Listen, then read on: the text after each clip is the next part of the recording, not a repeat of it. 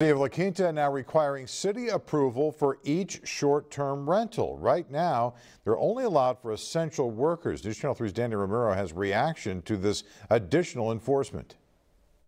I think it's great, that the city's going to be able to kind of crack down on some of these people and make a change. La Quinta Cove resident Mike Goebel says he's happy to hear the city is now in charge of approving those staying in short-term rentals, a new rule the city implemented to help keep the community safe during the coronavirus pandemic. Frustrating to see that the people can just come in and with no one knowing and rent these houses out. They're here for a couple days and then they bounce out. Goebel says he's witnessed neighbors not follow regulations limiting lodging services to essential workers. Everyone needs to pitch in and do their part around here. City officials tell me that they're in the process of citing one short-term rental home here in the lower La Quinta Cove for not complying to city and county orders.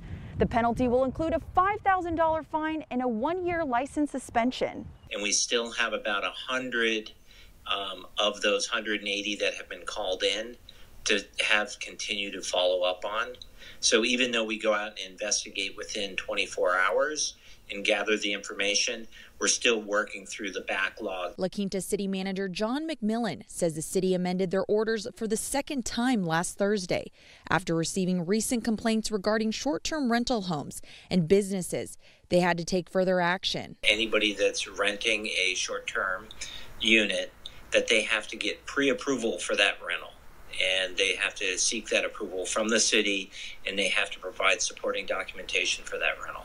McMillan says he's hoping with this new order that STVR owners will comply. Allison Tavlett is pleased to see her city stepping up. I'm proud of the city for that in the sense that they really care about us and they care about these, the residents that we're here now, and they don't want outsiders coming in and, potentially harming the community. In La Quinta, Danny Romero, News Channel 3.